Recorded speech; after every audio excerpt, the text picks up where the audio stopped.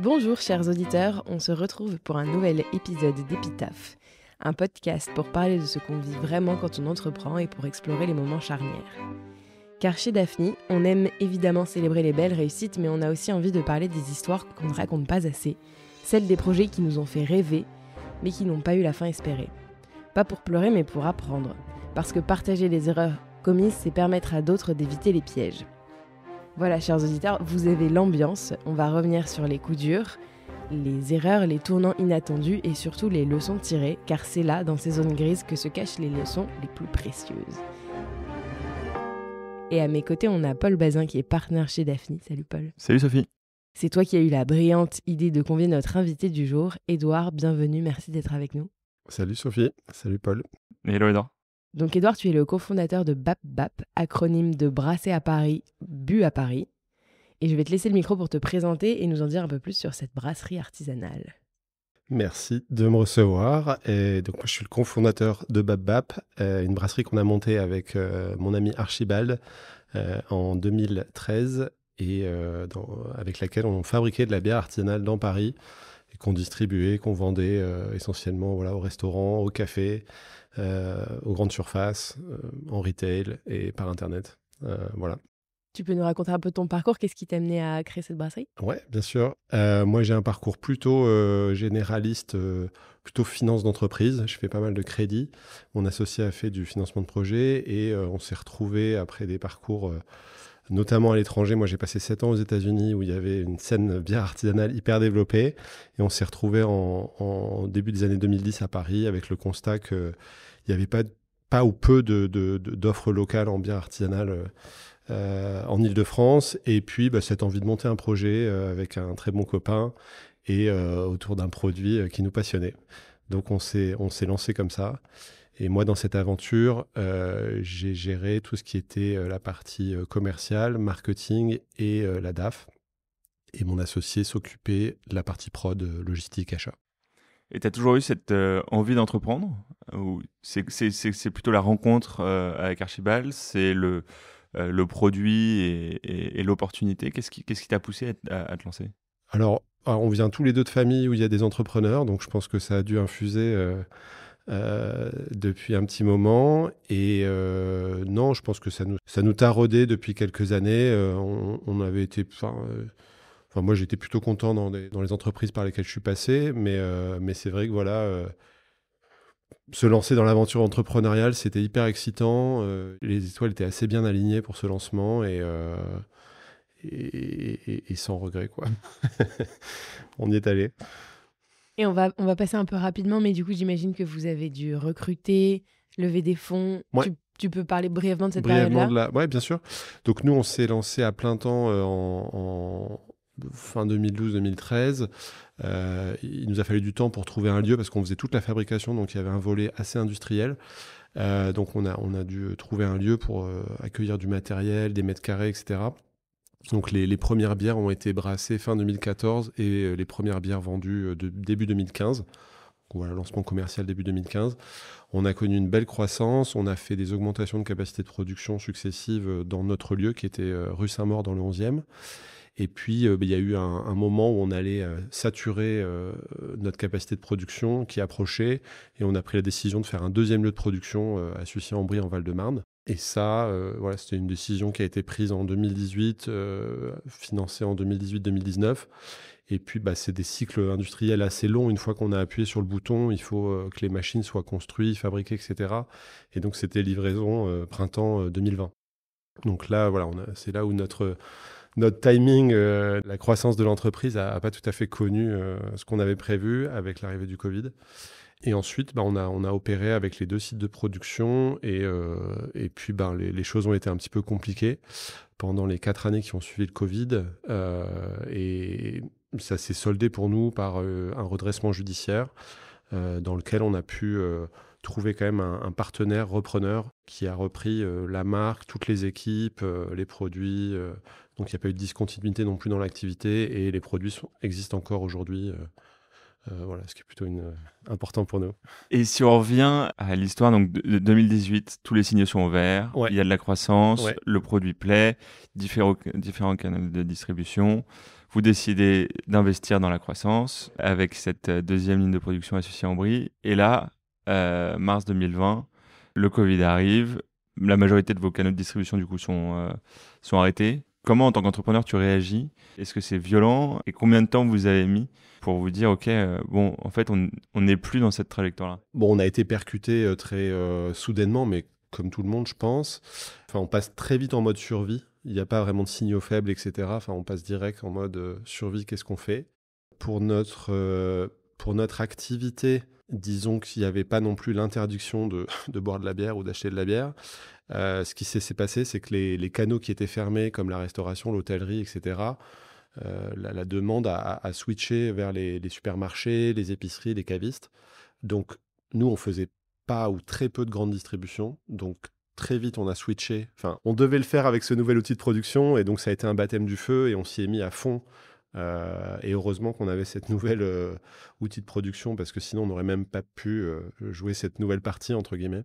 Donc, on s'est très vite adapté. Et pour répondre à ta question, ouais, il y avait une espèce d'adrénaline aussi, de survie. Je pense qu'on n'avait pas énormément de recul. Et quelque part, ça a été salvateur parce qu'on n'avait pas trop le temps de cogiter non plus. Parce qu'il fallait produire, rassurer les équipes, s'organiser en interne comme toutes les entreprises qui ont été percutées. Enfin, en tout cas, au début, ça a été quand même un moment très opérationnel. On a dû faire marcher les choses. On n'a pas eu trop le temps de cogiter, quoi. Je ne sais pas si ça répond un peu à la question, mais... Ouais, super bien. Donc, vous étiez en mode opérationnel, Ouais. Essayer de s'adapter au maximum. Ouais. Et sauf que ça a pas suffi. Non, parce qu'il y a eu... pour donner un peu des ordres de grandeur, dans le premier site de production, on allait pouvoir faire 8000 hectos. Enfin, nous, on compte en hectolitres dans notre industrie. Là, cet outil-là, instantanément, il nous donnait une capacité de 18 000 hectos. Et à terme, dans quelques années, avec quelques cuves en plus, on allait pouvoir faire 50 à 60 000 hectos. Donc, avec un outil hyper sophistiqué, génial pour un brasseur, parce qu'on fait des super bonnes bières, on peut faire des trucs qu'on n'arrivait pas à faire avant, des nouveaux formats, des nouvelles recettes. C'est comme si vous récupériez une Ferrari et puis on vous demande de rouler à 40 à l'heure parce que les circuits sont fermés, quoi. Donc, une fois qu'on avait ce gros outil, on était censé atteindre des échelles de production importantes pour atteindre notre rentabilité, notre point mort, enfin ce nouveau point mort. Et ça a été beaucoup plus long que prévu. Et sachant qu'on avait une structure de financement et le nouveau projet a été fait exclusivement avec du non dilutif.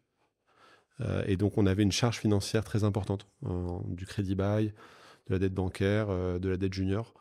Et donc voilà, les courbes se sont inversées, quoi, entre la croissance et les coûts de structure. Et ça a été, c'est ça qui a été compliqué à manœuvrer. Comment avec Archibald, vous avez été soutenu, que ce soit aussi bien par vos équipes, sur le perso, etc. Dans toutes ces difficultés, on a été... la partie humaine a été à la fois intense, parce que il y avait des hauts débats, des enjeux, beaucoup de facteurs externes, parce que quand le Covid s'est un peu tassé, il y a eu des problèmes d'inflation sur les matières premières, puis il y a eu le conflit en Ukraine, où les attentats israélo-palestiniens qui ont... le contexte devenait hyper électrique. Les problèmes d'inflation de matières premières sont transférés en problèmes d'inflation de pouvoir d'achat.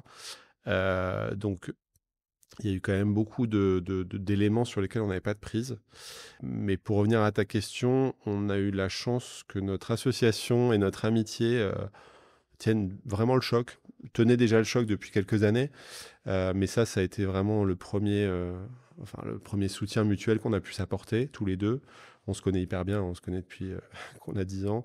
Donc ça, c'était hyper important. Nos proches, évidemment, directs, nos conjointes...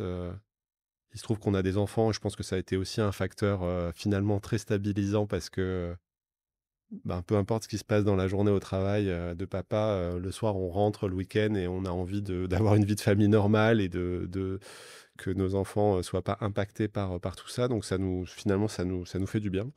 Et puis après, on a toujours été très accompagnés, où on a beaucoup participé dans des structures de mentoring, d'échanges entre entrepreneurs, le réseau Entreprendre Paris, en l'occurrence pour nous, qui a toujours été une vraie bouée de secours et toujours un canal de communication qu'on a pu appeler très, très facilement, avoir des idées, avoir des ressources, pouvoir papoter, parler entre entrepreneurs aussi.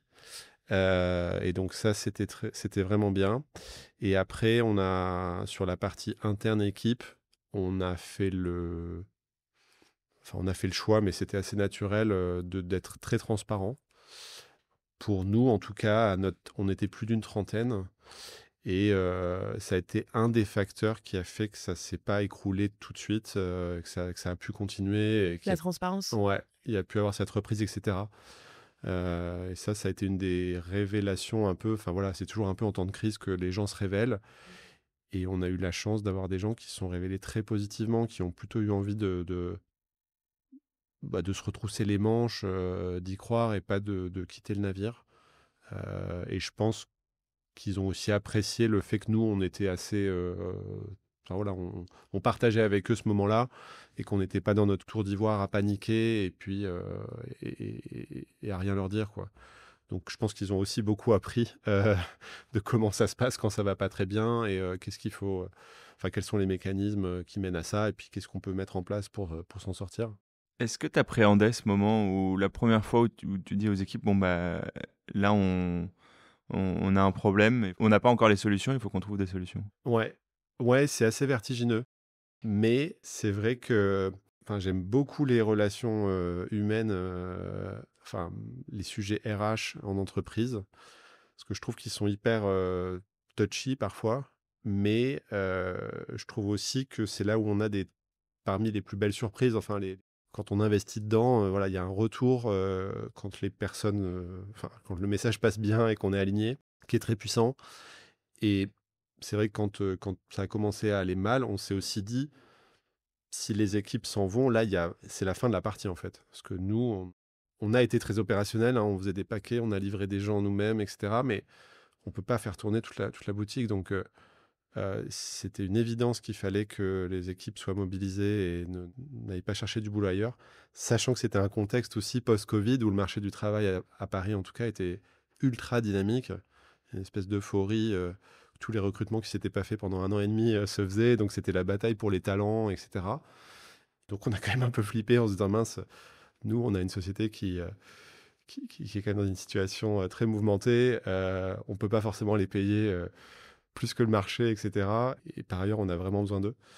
Donc, c'était un peu vertigineux, mais il y avait aussi c'est des moments où on grandit énormément, où je pense que le niveau de maturité de tout le monde prend une énorme accélération parce qu'on se parle entre adultes, les sujets sont très concrets et chacun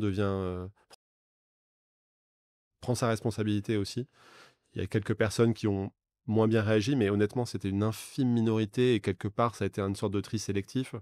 Et non, c'est passé très vite de oulala, c'est la conversation hyper piégeuse, hyper risquée. Enfin voilà, où il faut quand même se mettre à poil, hein, on va pas se mentir. Je pense qu'on n'en menait pas large avec Archie quand on est allé, quand on a eu ces discussions. Mais ça passe très vite à en fait, on a un retour hyper bienveillant, sympa, de gens qui veulent se motiver. Et en fait, ça nous touche, quoi. C'est vraiment, c'est un vrai carburant pour nous. Et ça nous a aussi relancé, on va dire. Et en parlant de sujets concrets, après, il y a la phase où bon, bah, vous voyez que ça va pas marcher, ça peut Ouais. plus fonctionner. Et donc, il faut trouver des solutions externes. Ouais. Donc, mandataire ad hoc, redressement judiciaire, qui sont vraiment des sujets concrets, mais dont finalement, il n'y a pas énormément d'informations. Comment vous êtes rentré dans cette phase-là? Comment vous avez appréhendé le sujet? Effectivement, c'est des sujets qui ne sont pas forcément hyper connus des entrepreneurs, nous les premiers. Voilà, je pense que quand on lance des business et qu'on se renseigne, qu'on lit de la littérature, etc., on a plutôt envie de savoir comment on va cartonner, faire de la croissance ou lever des fonds. On s'est vite fait accompagner. Il y a quand même... c'est une petite industrie aussi, hein, les sociétés en difficulté. Donc, il y a des conseillers, des avocats spécialisés. Il y a des mandataires qui sont un peu là pour ça. C'est hyper important de trouver les bonnes personnes. Nous, par exemple, on a un peu tâtonné. On a fait 2 conciliations donc qui sont des process confidentiels. Donc là, on a une protection et un cadre du tribunal de commerce, mais on n'est pas publiquement étiqueté comme société en difficulté. Mais ça permet de mettre autour de la table ses principaux partenaires, ses créanciers, en essayant de trouver des solutions assez simplement. Voilà, demander des moratoires, étaler certaines dettes, peut-être avoir des remises pour essayer de passer le cap un peu difficile. Mais il y a quand même un mandataire judiciaire et le tribunal de commerce qui est pas loin, donc ça met tout le monde dans un cadre un peu solennel et enfin voilà, ça met un peu tout le monde autour de la table. On a beaucoup travaillé avec eux. Et après, réseau entreprendre, réseau perso, etc. Essayer de trouver des gens qui sont passés par là. Et alors déjà, bon, c'est pas évident parce qu'il y a beaucoup, enfin, il y en a beaucoup des plantades. Mais typiquement, une fois qu'on est en redressement judiciaire, il y a plusieurs voies de sortie. Donc, il y a pas mal de gens en fait qui liquident directement leur société, quelles que soient les raisons, que ce soit économique, que ce soit des problèmes d'associés, que ce soit souvent, ils font pas la phase de redressement judiciaire où on se dit tiens, bon, on se donne du temps pour essayer de rebondir. Et une fois qu'on est en redressement judiciaire, là aussi, il y a encore plusieurs voies possibles. Bon, soit c'est un échec, ça marche pas, et le tribunal siffle la fin de la partie, c'est la liquidation. Soit on arrive à mettre sur pied un plan de continuation où là, c'est finalement l'équipe existante qui est capable de faire la preuve qu'elle va pouvoir redresser son business, retrouver de la renta très rapidement et être capable d'absorber le passif qu'elle a créé sur les 10 prochaines années. Ou alors, il y a un plan de cession par appel d'offres. Et donc, là, ça devient même très difficile de trouver des gens qui ont pratiqué les deux scénarios. Les continuations sont assez rares, en fait, même si c'est le scénario, on va dire, le plus positif pour le chef d'entreprise, parce qu'on reste aux commandes. Elles sont rares parce que ces plans de continuation, ils sont un peu durs à mettre en place, quoi. Parce que souvent, voilà, le passif est important. Et si le business n'est pas rentable, le rendre rentable en quelques mois, faut vraiment avoir des activités qui s'y prêtent. Et nous, dans notre cas, en fait, on a joué la continuation au dernier moment. Les deux scénarios étaient jouables parce qu'on on a pris des décisions de restructuration très fortes, etc. Donc, on a vraiment changé notre structure de coûts. Notre business, par ailleurs, se portait pas trop mal, hein. La bière artisanale, c'est un secteur qui avait le vent en poupe, qu'il a toujours eu. On a toujours fait des super croissances. Enfin, sur toute l'aventure, y compris les 4 ans de difficulté, on est quasiment à 50% de croissance annuelle moyenne. Enfin, y compris le Covid, y compris le lancement, enfin, etc. Donc, c'est plutôt les vents étaient favorables, même si c'était dur. Mais voilà, mais en fait, on avait quand même cette marche à passer et cette structure financière qui était hyper basée sur la dette était très, très, très, très dur à absorber. Et un point technique, mais qui a été, qui a vraiment pas joué en notre faveur, c'est qu'une grosse partie des financements qu'on a fait, c'était sur du matériel, des actifs, etc. Et on les a fait en crédit bail. Et le crédit bail, en fait, n'est pas considéré comme une charge financière pure en procédure collective, ce qui est complètement fou. Et ça, c'est vraiment un point qui est technique, mais enfin voilà, moi j'essaie d'évangéliser un peu les Ouais, business là-dessus parce que, en fait, en redressement judiciaire, toute la partie de dette financière, bancaire, etc., s'arrête. Elle est gelée et on peut très vite avoir qu'une partie des intérêts. Enfin, donc ça s'allège considérablement. Et comme ça s'allège, le résultat, les interlocuteurs en face sont plutôt enclins à restructurer et à dire bon, on étale, on fait quelque chose.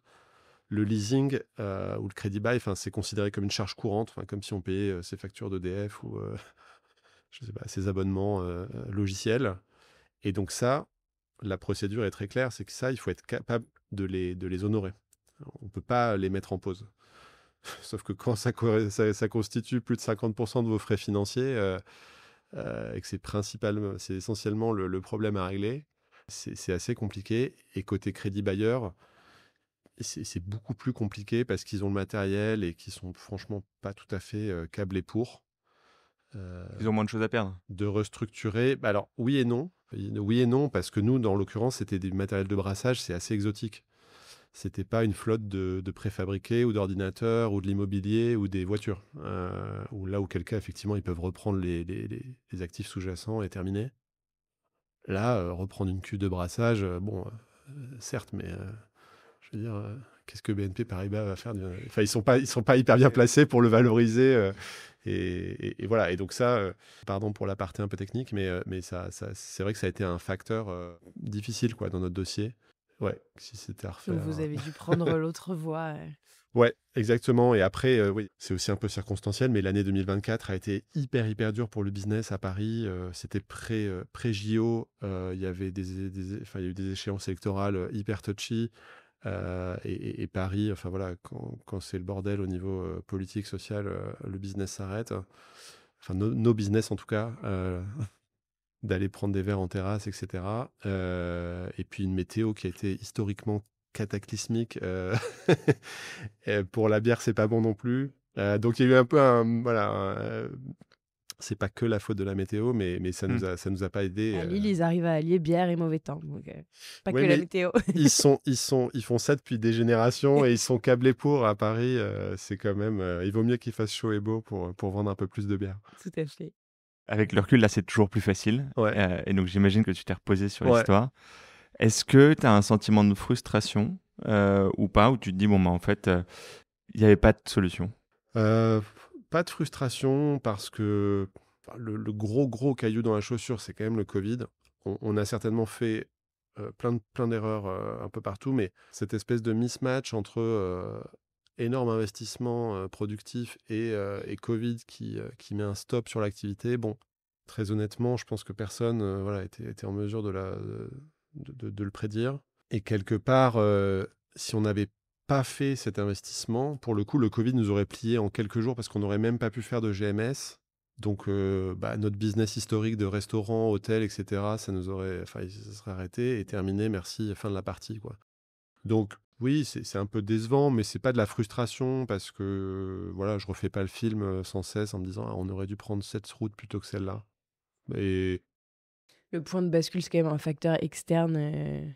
oui, l'essentiel, c'est ça. Après, c'est vrai que c'est un peu ce qui est un petit peu. Enfin, il faut quand même arriver à se remettre en question et à tirer des leçons.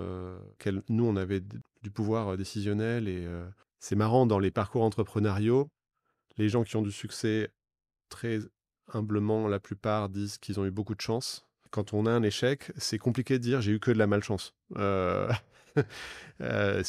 C'est un peu plus intellectuellement, c'est moins satisfaisant. Donc, il y a eu un mauvais timing, certes. Si j'essaye de me dire si je pouvais retourner dans le temps et faire différemment, ce sujet quand même de structuration financière, c'était un business très capitalistique et a posteriori, en fait, on aurait probablement dû avoir une structure financière avec un peu plus d'equity. Probablement, quand on a fait ce site de production, on aurait dû switcher d'actionnariat, qui était du business angel, friends and family.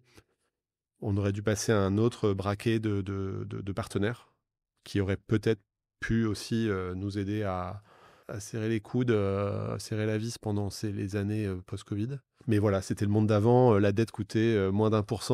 Enfin, c'était aussi non dilutif. Enfin, pour des entrepreneurs, c'est assez séduisant. Mais voilà, il y a eu quand même peut-être un manque de vista sur le fait que, attention, le business est très capitalistique. Ok, vous avez super bien financé vos machines, etc. Mais peut-être sur la partie equity et puis un peu matelas de sécurité, tout repose sur le fait que le scénario, vous allez bien le délivrer. Alors, on avait été hyper conservateur.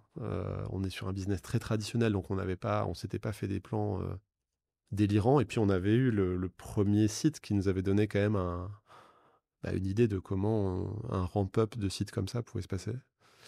Mais voilà, si c'était à refaire, je pense que ça nous aurait quand même aidé de trouver je dis sponsor un peu à l'anglaise, quoi, un sponsor soit industriel, soit financier, un peu plus institutionnel. Je pense aussi peut-être qu'on a un peu tardé, en fait, en post-Covid, il y a eu une espèce d'euphorie qui était peut-être un peu déceptive, où on aurait dû prendre quelques décisions peut-être plus structurantes sur nos coûts. C'était pas l'essentiel, mais ça aurait peut-être un peu aidé et peut-être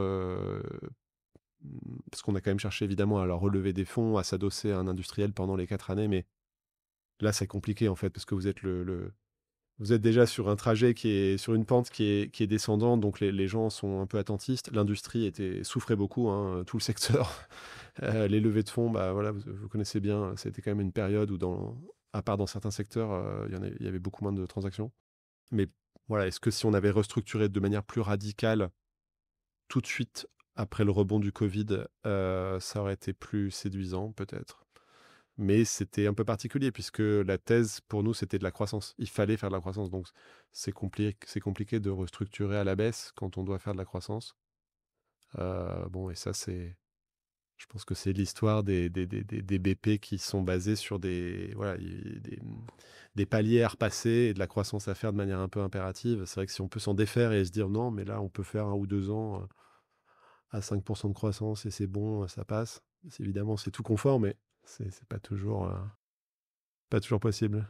Et aujourd'hui, Bab vit encore. Ouais. Et vous aussi, avec Archibald, j'imagine que Ouais. vous êtes sur de nouveaux projets. Qu'est-ce qui s'est passé depuis le rachat, du coup? Le rachat, donc la société a été reprise.